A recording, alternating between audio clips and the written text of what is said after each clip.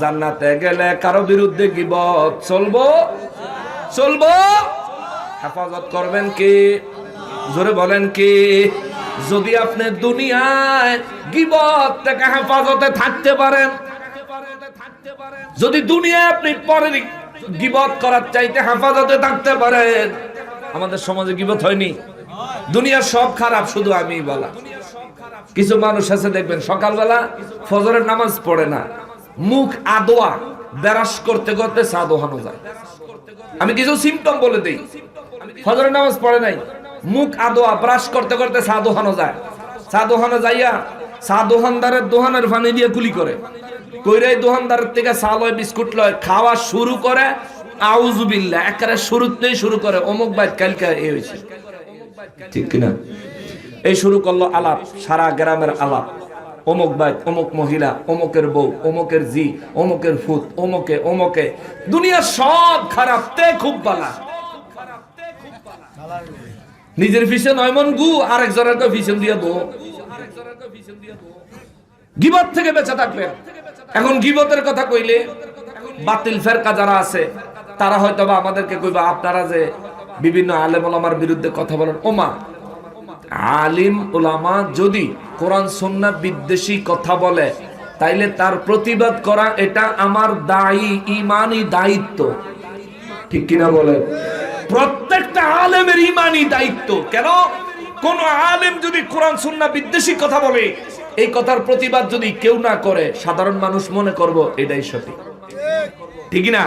যখনই প্রতিবাদ আসে তখনই সাধারণ মানুষ হক বাতিল, সঠিক এবং ভুল বুঝার সুযোগ পায়। কথা বলেন ঠিক কিনা? এটা গীবত না। যারা মাযহাবকে মানে না, কোন মাযহাব? যেটা হক মাযহাব, সঠিক মাযহাব, অর্থাৎ আল্লাহ এবং তার রাসূলের সন্তুষ্টির উপর জীবন যাপন করা, এটাই মাযহাব। আমরা তো মনে করি হানাফি, মালিকি, শাফি, হাম্বলি এই মাযহাব না। ওগুলো তো মাযহাব আছেই, কিন্তু বদ মাযহাবী ব্যক্তি যিনি, বদ মাযহাবী অর্থাৎ সে এমন একটা পথ অবলম্বন করে যে পথটা খারাপ। যেমন আমাদের দেশে এক জাতের হুজুর আছে, নবীর ইজ্জতে আঘাত করে শুধু বক্তব্য দেয়, এই নবীর সম্মানে আঘাত করে শুধু বক্তব্য দেয়। যেমন ইদানিং কালে ফেসবুক একটা জিনিস খুব দেখা যায়, এক হুজুর নবীর কইছে কাউবয়, যারা কনা নাউযুবিল্লাহ, নবীজিকে সে বলেছে রাখাল। এখন আমরা এটার প্রতিবাদ করেছি, আমরা তার গীবত করি নাই। তার গীবত হইতো যদি তার ব্যক্তিগত কোনো বিষয় নিয়ে আলোচনা করতাম, এমন বিষয় যেটা দুনিয়ার সামাজিক বিষয়, এইসব বিষয় নিয়ে আলোচনা করতাম, যে আলোচনা শুনলে ওনার মনক্ষুণ্ণ হবে, তাইলে গীবত হইতো। আমরা তো উনি একটা ভুল ফতোয়া দিচ্ছেন, ভুল ব্যাখ্যা দিচ্ছেন, ভুল কথা বলছেন, ভুল কথাটাকে শুধরানোর জন্য চেষ্টা করেছি, এটারে গীবত কয় না।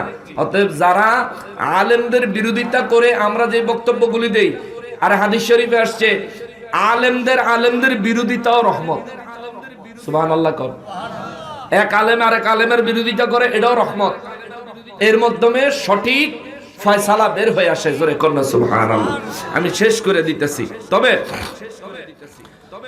দুনিয়াতে গীবত থেকে বেঁচে থাকবেন। গীবত এমন একটা গুনাহের কাজ, এমন একটা গুনাহের কাজ, আপন ভাইয়ের গোশত খাওয়ার মতো। নাউযুবিল্লাহ বলেন। রব্বুল আলামিন বলেন, লা ইয়াসমাউনা ফিহা লাগওয়া ওয়ালা তাসীমা।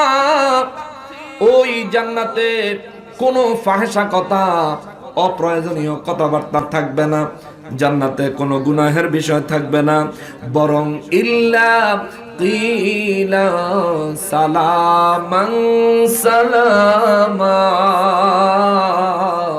আমার রব্বুল ইজ্জত বলেন, জান্নাতে শুধু সালাম আর সালাম, শান্তি আর শান্তি।